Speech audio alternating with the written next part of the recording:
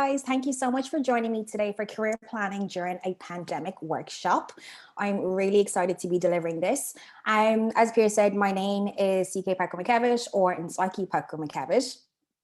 I'm a career coach at Dublin Business School. My highest academic achievement is an MBA in Human Resources Management, which I got from DBS, funny enough. I'm fortunate enough to have been invited to speak as a guest speaker at different events such as ShipItCon. I've done the EPIC program, the Irish Tech Society, System 2021, and of course, Grad Ireland. So now that you know a little bit about me, we're going to have a look at the agenda. There's a reason why I've revealed those details about myself, and which I will be kind of going into a little bit later in the slides. Okay, so I firmly believe in preparing ourselves for the future, and that we should be aware of the skills needed in the industries that we aspire to work in, especially now. So when it comes to planning for your career during a pandemic, there is about 6 things that I've identified as essential for preparing yourself for the future of work. Number 1 is personal development. And then we're going to be looking at getting comfortable with technology. Then we're going to talk about adapting. So let's adapt, project collaboration, and the importance of virtual careers fairs. And then last but certainly not least, my favorite, social media and personal brand. Okay. So firstly, we need to know our strengths, and honest to God, guys, I hate the phrase weaknesses because the word is so definitive. It really says to you that, like, I cannot improve this at any point, or I cannot improve this weakness. So I prefer to use the term developmental area. So first you need to know your strengths and your developmental areas, okay? And then you have to research the necessary skills for your career choice, or even the sector that you're interested in pursuing. Identifying these areas of development can pose as a challenge to achieving career success. So this is where you really need to devise an action plan to start developing these skills, okay? So you're probably thinking, how? So assessments are great for a great way of understanding your strengths, getting feedback from, your managers, your peers, people that you've worked with, whether directly or indirectly.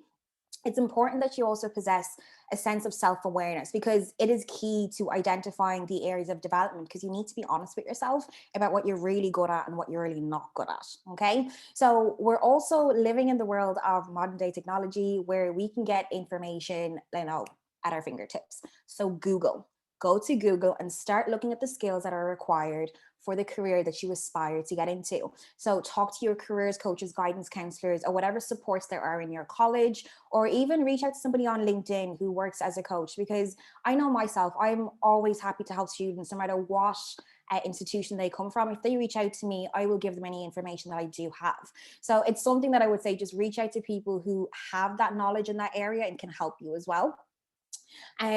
Complete online assessments, online courses and quizzes, and make it a note to attend personal development events. Okay. So if I was to pose this to you, if you aspire to become a team lead, or you aspire to, be recognized for your leadership abilities, then you need to be able to demonstrate these qualities. So first, you need to be aware about the organization that you work in. What is the culture like? What do you need to have to be a successful leader? And then start demonstrating these skills, whether it's effective communication, might be coaching, problem solving, your collaboration skills, presentation. These are the things that I could go on and on. Trust me, there's literally, I don't know, over 100 different skills needed for a leader, all taken at different times throughout history. So it's important that you just have an idea as to, if a leader, what does a leader look like in the organization that you're trying to get into, and then identify those areas. What areas are you lacking, or where is it that you need to put in a developmental plan so that you can, be able to rise to the occasion when the time comes? It's important. Okay, so I use this because of the fact that I was conscious that a lot of students were aware that obviously once the pandemic hit and everything went to, having to be done at home, remote working, a lot of you had to not complaining, no, that's not the right word. A lot of you were adjusting to, the college experience, changing from being in your class with your friends to having to watch a lecture in your kitchen or in your bedroom. And that was really weird. Now, I would ask you to reverse that and think of the lecturers that you had who may or may not have been used to delivering online learning. So these lecturers had to now be trained to deliver engaging content over Zoom. Okay. They had to get comfortable with the idea of online delivery, even though they probably would have chosen going into lecturing more to educate, more to empower, to inspire and give you guys the knowledge. That area for them of having to go in and learn technology that maybe they had chosen humanities because they didn't want to deal with technology. Now they had to upskill. Okay. And it's an example of what I mean by getting comfortable with technology. The pandemic accelerated the advancement of technology, especially within the workplace. So the introduction of artificial intelligence and automation means that there will be a need to upskill certain employees, and graduates will need to think about the technology that they'll be using in their future roles. Okay. Um, so here are a few things to get you a little bit more comfortable with technology. Okay. So make sure you know your learning style. Are you a visual learner, an auditory learner, or a kinesthetic learner? So this is important because you need to know and understand how you take in information, so that way, if you are presented a new task or a new system that you need to learn, you know, first off, okay, I need to write out, or I need to read the manual, or I need somebody to show me what to do. And then I need to practice myself before I can actually say, I know what I'm doing. You know, that's really important. So having that knowledge about yourself will actually help you with your motivation as well. But we're not here to talk about motivation. We're here to talk about career planning in the pandemic. Okay. So back over to what I was saying, attend trainings as well. This is so key. So a lot of places will give you training before, you know, introducing to a system. So it's up to you to pay attention and really engage. Make sure you're asking the questions, you know, ask for help if you need to. Make sure you take some things away so that you can focus on, you know, your independent learning. Have a look at the signs of, okay, so I know that I've studied this manual really well. I'm going to start doing, you know, practicing on completing the task, if that's what it is. And now you're like, okay, I need some help. Don't be afraid to ask for help. This is what you need to do. Practice, practice, practice. Okay. Okay, so I love TikTok. I'm a little bit obsessed with Instagram as well. But I was watching a girl, she was a cheerleader in America, and she was teaching how you could do a backflip with no hands, right? And there was a guy who literally followed that. It's a 60-second video, people. He followed to the T and was actually able to do it. And he was so shocked with himself for the fact that he was actually able to do the backflip. So this is what I mean by practice makes perfect. Practice, practice, practice. And there is so many tons of resources that are available online, such as the Google Digital Garage, in regards of identifying areas that you want to develop, identifying areas that you know that you're going to be using or going to have to get comfortable with, specifically within technology when it comes to the workplace or where you're hoping to go. Okay, so this tip is all about adaptation. Okay, there's no definitive way to assess what are the skills that we're going to be needing in the year 2027. However, that still doesn't mean that you can't prepare yourself, because preparation is key, remember? And the important thing that graduates need to know about the world of work is that, I hate saying this, but your learning is not over once you get that parchment and you get to wear your cap and gown and you walk across the stage looking absolutely gorgeous. And I know you're probably thinking, like, are you serious? No, she's playing, right? I wish I was playing, because I wish somebody had told me this when I graduated. But it's okay, because with this new learning means that there is going to be a range of new roles being created. So you might be able to actually find the place that you fit within the organizational culture more because of the fact that they've gotten rid of roles that have been infused with technology. However, adaptability as a skill will assist you in being able to maintain a competitive advantage against other candidates during recruitment times, as well as just being able to actually achieve career success. So really being able to achieve your goals and being deemed successful. And the other thing that's really important is when it comes to organizational culture, it just allows you to be able to really kind of go with the flow, if you will. And it's an essential skill that will be required for all employees. It's been in numerous articles because companies have said that their strategies for the future include technology, which means that it includes having to upskill current staff. It includes having to get rid of certain roles and having to create new ones. So this is where our graduates are going to come in. And I know that a majority of our graduates and students already have this skill of adaptation, because look at you guys, you were able to, turn it around from going into town or onto campus each and every single day, going to class, hanging out in the common room, society events. And now you've been able to turn that all into making sure that it goes virtual. You're even still attending careers fairs, so this is really, really important. Now, there's a couple of things just in regards of adaptability. So I think that some people do struggle with it because some people like their structure. Some people, have a definitive plan as to where their life is going to be. So you have to kind of break this mold just a tiny little bit. You have to break it a little bit because you need to start being comfortable with things not going as planned and you being able to adapt to it with a positive attitude. Okay. So here's a few things that you can do. So stick it out. Life is always going to come with so many challenges. So try by all means to really stick out something that you would have walked away from before. Okay. Be open to learning. Challenge yourself by taking on tasks that you normally wouldn't do, whether it's in your job, in your current role, or it might be in college, or it might be in other various areas. So just open yourself to learning, take on those challenging tasks. And I promise you, you're going to feel so much more empowered and, committed and driven and motivated once you actually find a new way of figuring out things. Okay. Practice being spontaneous.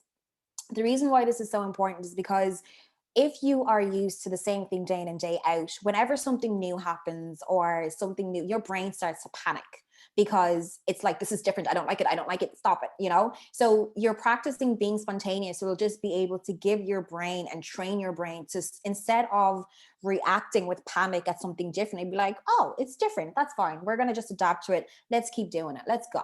Okay. Be curious. I'm sure you guys hear this throughout so many of your lectures. I know I did when I was in college. I'm not going to tell you how long ago that was because it's not important. But ask questions, read, inquire, ask people who, have a bit more knowledge than you, industry leaders. Ask yourself, what's the big picture? Don't just focus on what you're doing, but how is your actions or your contribution? How does that impact the bigger picture? How does that impact the organization or the team as a whole? Okay. These are things that will actually help you just in regards of that. And thinking about different ways, innovative, out of the box thinking about how you can solve a problem. How can we get it done? So how can we get it done might have been presented to the likes of lecturers. It was presented to us in careers. I'm a career coach, and my role essentially encompasses me being able to meet with students, having that one-to-one, interaction with you. I deliver workshops where afterwards, if, you weren't comfortable putting your hand up, you could stick out, basically come down to me after the event and then ask me your question or your query. So we had to adapt to a different way of working. I had to adapt to being able to contribute or being able to provide career coaching for our students, but online. So we made sure that everything was virtual, but that we were also accessible to students whenever they were online. Now, obviously it's only 9 to 5 because, so many hours in the day. No, but in that sense, we ensure that we're accessible to students from a 9 to 5 basis, which means students can reach out to us whenever they want to. And if they have any queries about careers coaching, we ensure that the workshops are on a weekly basis as well. So students are always notified when workshops are running or if any career related event is actually being held on campus. Now it's all going to be virtual. However, they're still getting access. They're still getting that value that they would have lost if we had decided, you know what, careers can't be done virtually, can't do it, have to just kind of shut down the whole department. It doesn't work that way. Okay. So this is how you can get yourself just starting to think about the future, how you're going to be being able to adapt. And I know challenges are really hard and they do get you to be like, you know what, I don't want to do this anymore. I'm walking away. However, overcoming that challenge is going to be the thing that actually makes you stick out even more to a recruiter, because you're going to be able to share the story about how you were unmotivated, you decided to solve a problem, but how motivated you were and how committed and dedicated you were. And all that translates to is a hard work ethic. Okay. So this is essential for that. So if you can learn or think about any skill that you want to develop for the future once you graduate, just think about adaptability. Think about being able to blend in anywhere, no matter what the environment is like, and you being able to produce results. Okay. So tip number 4 then is all about project collaboration. So when I say project collaboration, I know a lot of you might be thinking in the sense of, but I don't know what projects are out there, or, where can I find people who have these? There's a lot of apps that are available allow you to collaborate with other people who are working in different fields. However, I would like for students today to think about a problem. Think about a problem that you are encountering as a student and think about, is there any ways that you could fix it? And then if you think about the various ways that you could fix it, you're identifying the type of people that you need in order to be able to complete this project. And this is where you can reach out to software developers. You could reach up to digital marketeers. You could reach up to event coordinators, maybe somebody who's really well versed in regards to public speaking, whatever it might be. I've seen a ton of nonprofit organizations come up. I've seen loads of students hosting events that are all virtual, that are being delivered on a platform just to encourage, inspire, and to empower. So that doesn't mean that it can't be any of you. It doesn't mean that you can't go out there and be able to do that either. Okay. So when I look at that, when you are collaborating on projects, you are developing new skills, you are giving yourself the opportunity to network, you're building relationships, essentially. You're allowing yourself to be able to get access for opportunities. It's great for your LinkedIn as well. Okay. You can also just, go to events to have chats with people. Usually that type of conversation is actually really good for being able to start that little bit of build that relationship. And then like, hey, you're actually a software developer. I'm starting this little project and I think I'd love to hear your insights or anything like that. Okay. And your peers as well. So I'll give you an example. I'm a career coach. Okay. Background is in HR.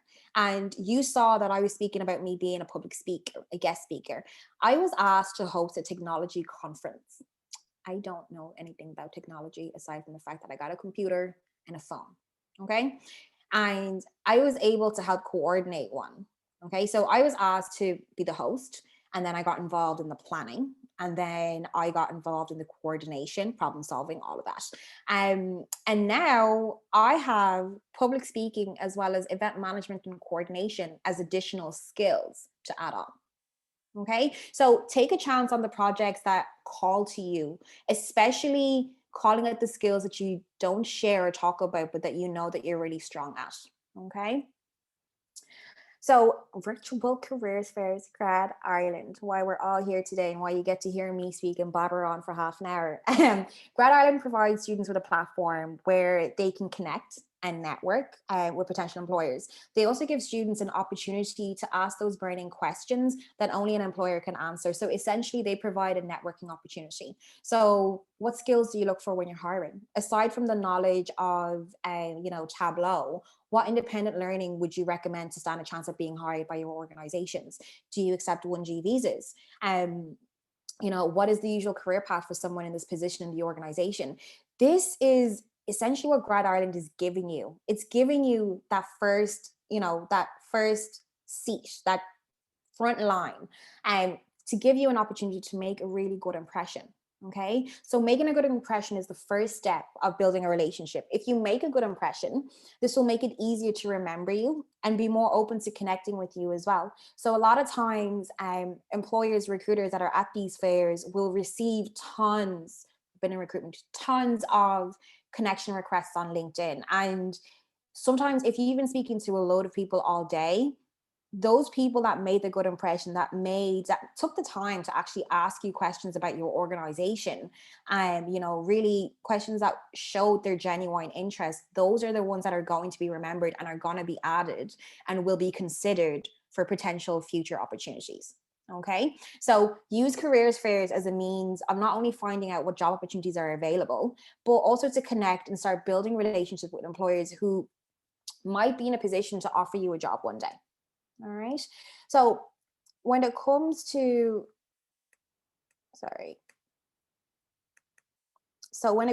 virtual careers fairs, I have a do's and don'ts. Okay. So test out your device ahead of time. Make a plan. So who are the exhibitors? Who do you want to talk to? Reach out to them if you can beforehand. So Grad Ireland was really great this time around because it was the platform allowed you to be able to reach out to potential speakers before you started the event. So you could actually schedule time to meet with them. So I have a load of people that I'm going to be meeting with after this presentation. And I'm really glad that I actually got the opportunity to be able to schedule them in. Research basic information about the organization. Be prepared to talk about your career, your aspirations, your work experience, and your skills. Okay. Have questions prepared for each recruiter, but do not waste time. Don't ask them what do they do.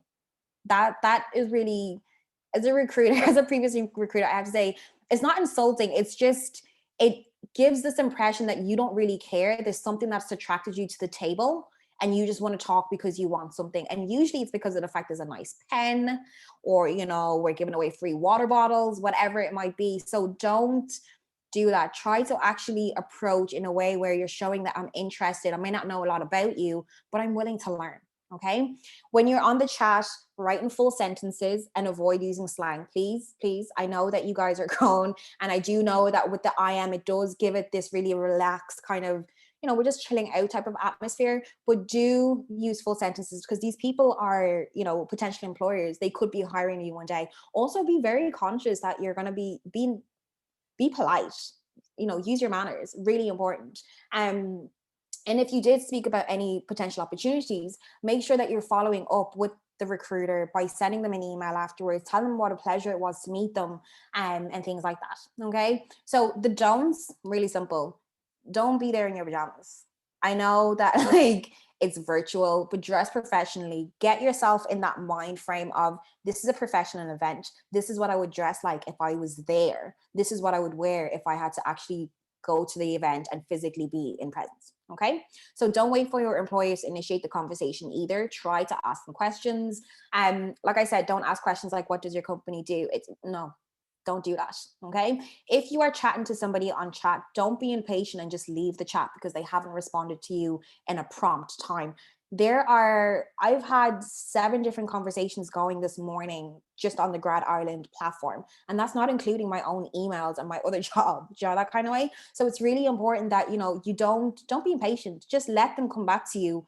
And 9 times out of 10, if the person forgets, they will follow up with you maybe the next day or the day or later on that evening to be like, I'm really sorry, this has happened, but here's my LinkedIn or here's an email. I'd love to discuss with you about those opportunities, whatever it might be.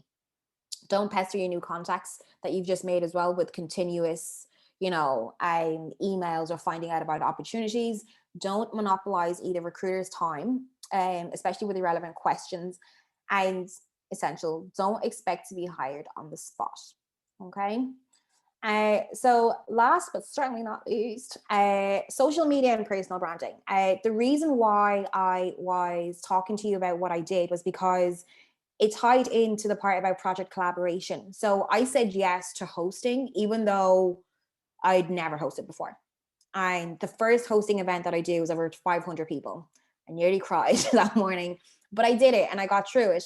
And it also goes into challenge yourself, because that was the hardest thing that I ever had to do. But now I love hosting. And I never would have discovered that had it not been for the fact that I challenged myself. But people would not have been able to recommend me had I not shared on my social media and building my personal brand as a host or as an MC. Okay. So we live in a world where if you don't post it, did you really do it? Because that's essentially what we do. All right. So it's really important to keep your LinkedIn and any other social media platform that you use for work or to update your projects or attending events, your respectable views on different sectors. You can voice your opinion, just ensure that you don't come across as controversial, and things of that nature. Okay. So these are platforms that allow you to be able to do that. Social media, it's really important to share it. So like I said before, so when you're thinking about your personal brand, think about things like, what makes me stand out? What's my unique selling point? What's my passion, my values, my beliefs, my strengths, my level of self-awareness? What do you say? What do other people say about you? Okay. And then when you're Googling yourself, this is where you start basically implementing a personal branding strategy, because you're going to see what's out there. You're going to ask yourself, is it accurate? You're going to change anything that it is inaccurate, include anything that, is updating you on what you've been doing, and you're going to change people's perceptions. And you might have been known as a novice at the very beginning, but now you're going to be seen as an expert. All right. So essentially, those are my tips on how any student can navigate the pandemic when it comes to career planning. The areas that we all really need to be focusing on as well, specifically when it comes to development. Development is key.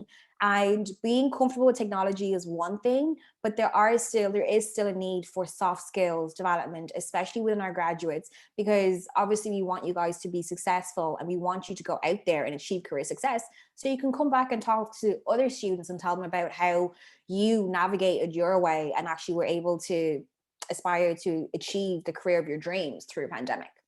Okay. That is essentially it for me and Mass Lads today. I'm just wondering if anybody has any questions, or I'm going to just stop sharing there now. I hope that was okay for you guys. I went off a little bit off topic, but that's okay because that is how I deliver presentations. So thank you very much. That was really, really good, Sege. Thank you so much for that. Really, really No appreciate problem. it. I think some really, really good tips and, things people can implement right away. We've about, 4 to 5 minutes to get through a couple of questions. So I'll try and find some of the ones that have been upvoted here as well. So apologies if you don't get to ask one of your questions. So there's one here, which is, what's one piece of advice you wish you had at the start of your graduate career, or maybe when you were in college? I never went to the careers coaches. I never went to Grad Island. I never did any of that. That's the one piece of advice. There are people that are in your college or university that are basically hired to help you and support you. I never made use of that. And that would be the one piece of advice I'd have for students is you can't, you don't do things all by yourself. You are going to need coaches, mentors, people to support you. Don't be afraid to ask for help. Like, that's all it is asking for help. The worst somebody can say is no, but then you'd be like, okay, you're not helpful. Screw you. And then you move on to the next person. Yeah, don't look practical advice again. That someone can implement right away. I mean, I think it is one of those things where people don't realize the value of careers coaches and, the careers advice in college. And, that is a free resource available to everyone, so you might as well make the most of it, like you said. Exactly. Another one here, which I think is very good, which is how, frequently should I reassess the key factors when I'm considering my career planning? So I suppose in a sense, maybe something you said, watch your online personal brand. So something like that, how often should you have to reassess that? Would it be once a year, once every 2 years, things like that?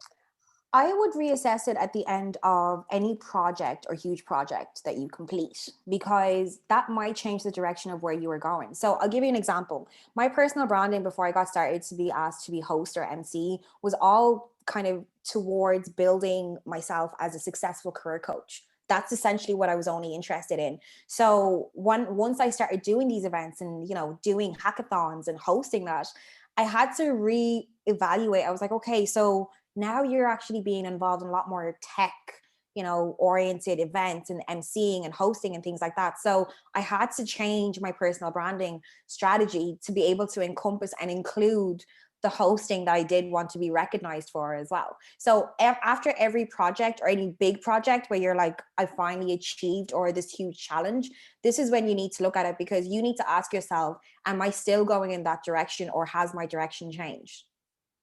Yeah, of course, look, that makes a lot of sense, because by then your CV would have changed and your personality and skill set has changed also. So I think just the last question I'll throw at you quickly is, someone asked a really, really good question about, taking time out. So it says, do you think it'd be helpful to take time out after graduating, for example, a year, to polish up on technological skills, or maybe skills that you need to apply for a certain role? Or would that be seen as, maybe a downside if an employer, sees that you graduated, but then you took the year out? What advice do you have for someone in that position? I think everybody's different, and I took a year out and I don't regret it whatsoever. If you're going to take the year out, just be honest about realistically building that skill set. So don't take the year out, be like, okay, I'm going to be the next Elon Musk, and Tesla's going to be the next project I'm going to do. This is where you need to be realistic, and that self-awareness comes in as well. So if you're going to, just be strategic about it. Don't put too much on your plate to develop. Give yourself the chance to learn, but also give yourself that chance to breathe and focus on personal projects. That social aspect of you is very important as well. So I know we're talking about career planning, but feeding that social side of yourself is important, because that will impact your energy and your motivation towards actually wanting to achieve career success, or to even plan during a pandemic. Yeah, no, absolutely. And it's important to remember as well that, although this is about career planning and your career is obviously important, achieving a degree, no matter at what level, is a big, big achievement. And so, don't just straight away look, for the job and what can I do next? What can I do next? People do deserve a pat on the back, and, it is some achievement to recognize yourself as well. Exactly. Definitely agree with that one, Pierce.